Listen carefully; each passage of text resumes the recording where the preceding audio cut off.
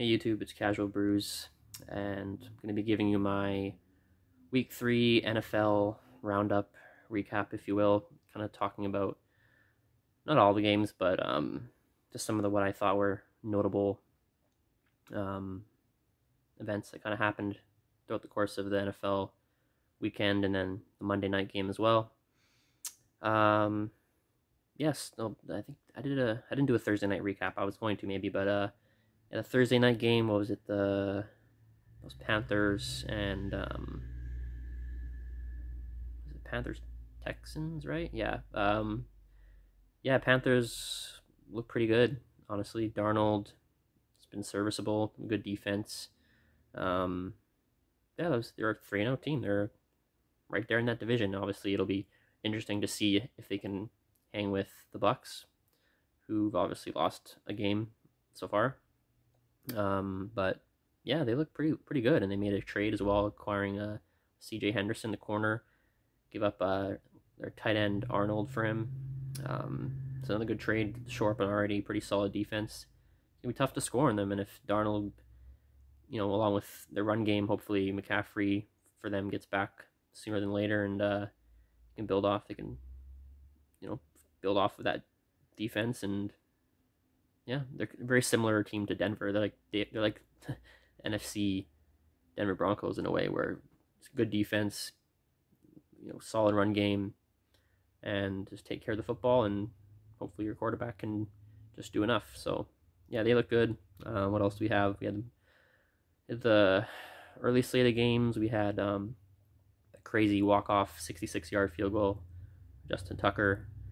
The game didn't have to be that close for the Ravens. They dropped a couple touchdowns. Detroit's a feisty team. Like they probably will finish last in that division, although I'm sure the Bears will have something to say about that. But they're a feisty team. Like they might lose 10, 12, 13 games and be close in every single one of them. So, as far as betting odds go, it's like, it's going to have some weird lines down the stretch when Denver's playing a good team or Detroit's playing a good team. They're still barely underdogs because they're a tough, feisty team, well coached.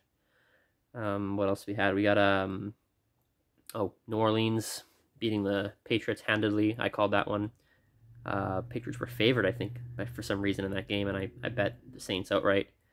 Had a pretty good betting week, and overall, I think I haven't tallied it up yet. I will before I make my next week's picks, but I think I was just barely above 500 on the week, which is fine because I bet a couple money line underdogs, which Green Bay, New Orleans, and that gave me a little extra return. So had a decent week there, but yeah, New Orleans looks good.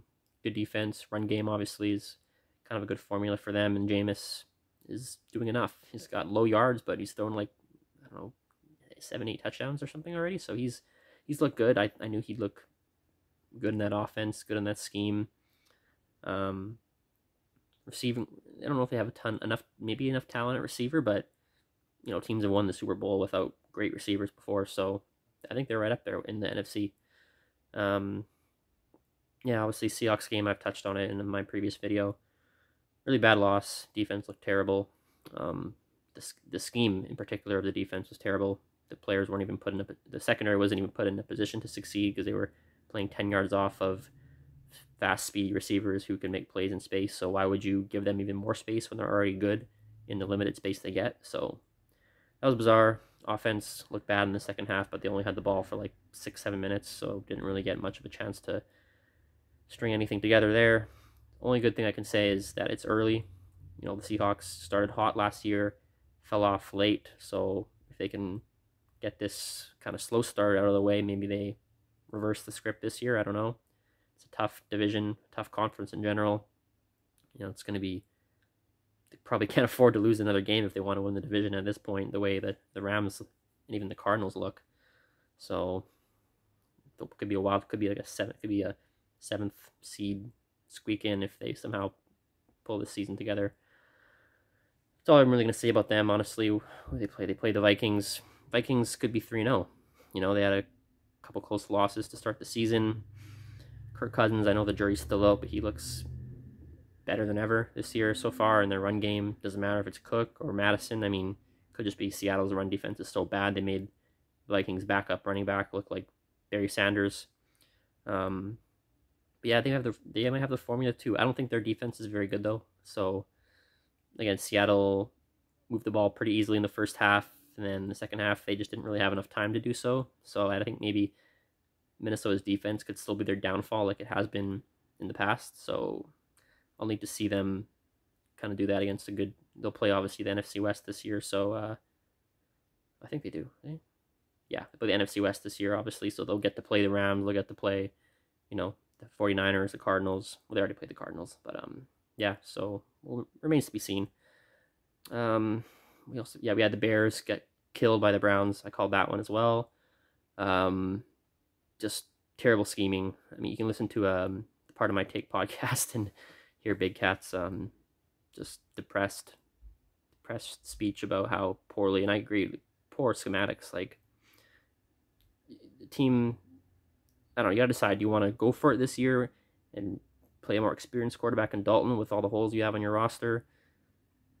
Receiver, like offensive line, like their offensive line, you can't make a playoff run with that poor blocking. But yeah, if you're gonna play Fields, give him a game plan that works for his skill set, that gets him moving, gets him out of the pocket, and yeah, I think all the mainstream guys have said enough about this. I don't even really need to go any further here. It's just terrible game planning. Fields didn't have any chance, just like how Seattle's defensive scheme didn't set up the secondary for success. Chicago's whole offensive game plan didn't give Fields any chance for success. So tough for him. I mean, Browns defense hadn't looked great the first couple games, and then they just were they terrorized poor Justin Fields in that offensive line. So they're coming on. Their only blemish is against the Chiefs. No real blame there, and they gave that game away. They should have honestly won that game too. So the Browns are legit. I was saying before the season I thought the Steelers would have a bounce back year and win the division. Sure as shit doesn't look like that's going to happen now. So Browns are in the driver's seat, and watch out for the Bengals too. Bengals had a nice win against the Steelers. Offense, looked pretty good. They have one of the better running backs in Joe Mixon. Again, that same formula, just keep running the ball, and then keeps the defense up near the line of scrimmage, sets up big plays like Burrow to Jamar Chase. It's been automatic for multiple years now, going back to their college days. So they got a good formula going on offense too, and their defense looks, I don't think it's still great, but it's definitely improved. Remains to be seen again when they play the Ravens, or when they play the Browns. That'll be a good game, because that'll really test if their defense can hang out, because I think their offense is going to be pretty solid if God forbid everyone can stay healthy right up there. So Bengals might be the second best team in that division. It's hard to say, with the Ravens, again, another team with a questionable defense. Receivers come and go. All their injuries obviously don't help the matter. But yeah, Bengals, Browns, both legit. Steelers feel stupid thinking they'd win that division. They were cooked. I know it's only 3 games in, but just how bad they looked. How bad. I thought Big Ben was going to have a bounce back year. He's not looked good. So who knows? I don't want to completely jump ship off the Steelers, but the game, ball don't lie. The game tape speaks for itself. So yeah, they look pretty bad. What else? The Sunday night game, another one that I felt really good about. The underdog being the Packers, hammered them on the money line. Yeah, they won. They won. Obviously, the score isn't convincing, but I thought the game wasn't as close as it ended up being. Green Bay kind of took their foot off the gas a little bit on offense after going up big early, 17-0, I think it was, early in that game, and they kind of just let it slip away. San Fran obviously getting the lead there late. Jimmy G at times looked good. At times, again, it's interesting. If Trey Lance can be at least a comparable passer, maybe not quite. Jimmy G is no great passer anyways in his own right. He's solid, but if Trey Lance can at least be right there, close to as good of a passer, just his mobility and athleticism seems like a no-brainer with that offense.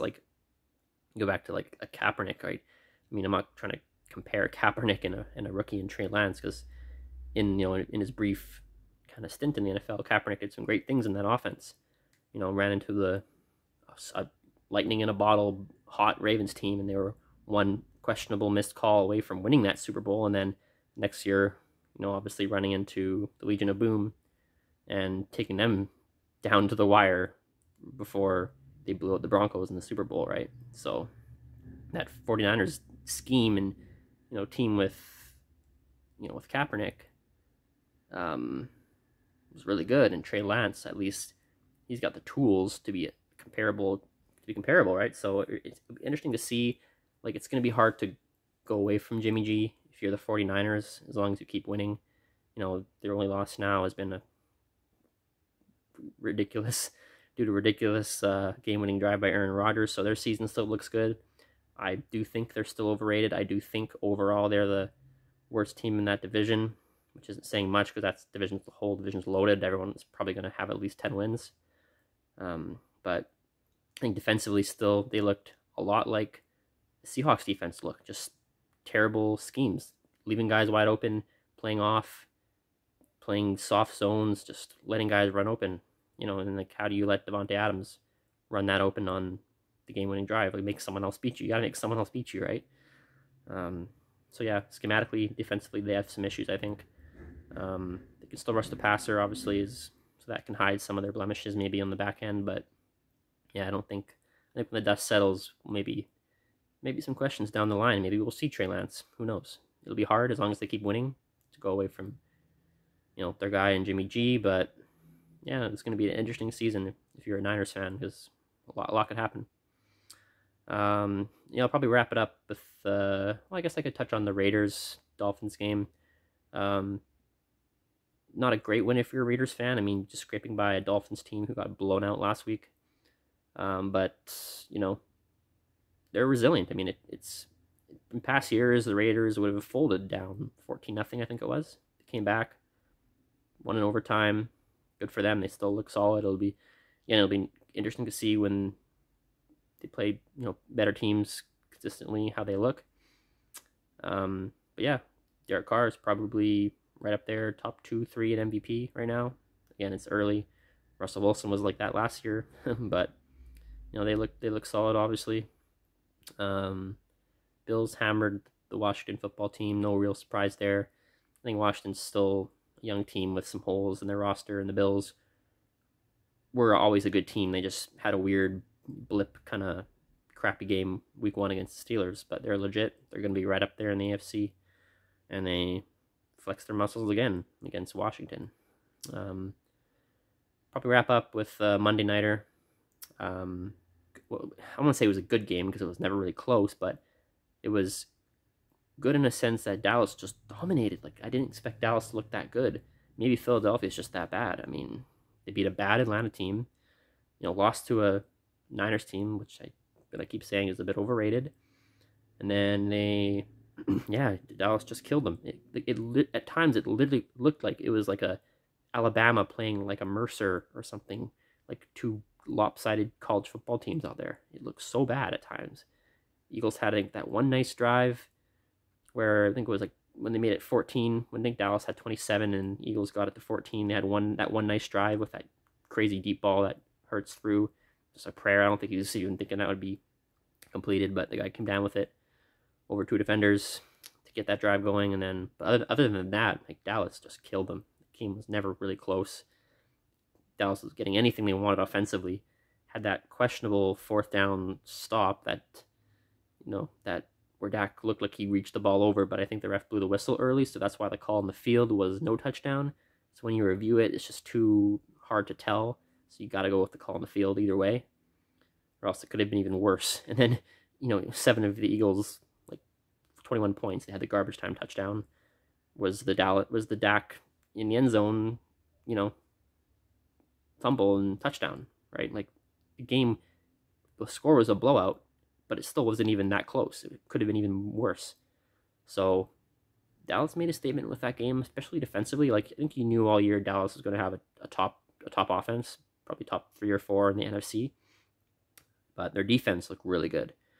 As a Seahawks fan, you really missed Dan Quinn. Like, he did everything opposite of what the Seahawks did. He had guys pressing, he had guys hitting hard, he had guys playing aggressive, not being afraid to maybe, get the odd defensive holding call, like really just getting up in guys' grills. He had Trayvon Diggs just plastering all over Devontae Smith. Obviously, it's look at two former teammates going against each other. Yeah, you would probably give the edge to the defender because, defensive schemes can be unpredictable, but players' tendencies or what they are on offense as receivers. So that was a mismatch from the start. Smith had no chance. He looked bad out there. He looks he doesn't look as fast as you would have hoped. He looks, again, it could just be he went against Diggs. I haven't really watched enough of the Eagles the first 2 weeks to see how he's looked previously, but he looked totally outmatched at the NFL level today. I know he'll go on to have a great career because he's one of the best college receivers ever, but he looked small. He looked undermatched. He looked kind of slow even too. Like that out route that was jumped for a pick six, he just fell down, but even if he didn't fall down, he was going to get out muscled to the ball anyways. So that's concerning a little bit if you're an Eagles fan. Obviously, drafting Reagor, he's not really panned out as much as you would have hoped. Drafting Arcega-Whiteside over, DK Metcalf and them looks bad. Like, you hope this isn't a third bad receiver pick in a row. But it's too early to tell. But you worry a little bit about Devontae Smith and his ability to make contested catches in this league against some guys who at corner are maybe much bigger than him. So yeah, that's all I can really say about that game. It was a blowout. Dallas looked really good, but maybe it's more Philly looking bad. But the rest of that division hasn't really shown anything to argue that Dallas isn't going to run away with that division. Dallas still going to maybe have their issues. When they play a really good offense, I mean, they still let up 30 or whatever, but it was to the Bucs with Brady, and then we'll see how they fare against a couple more really good offenses if their defense truly has turned a corner. But any bit of improvement will help them because they had probably one of the worst defenses ever last year. So if their defense can just be average and obviously well designed by Dan Quinn, along with that potent offense, they could be right up there with the top teams in the NFC. So if you're a Dallas fan, gotta like what you saw, but take it for a grain of salt maybe because the Eagles look just bad too. So anyway, that's kind of all I can really think of touching on so far. I'll be back, maybe the next couple days with my week 4 betting picks. So yeah, and for now, that's the video.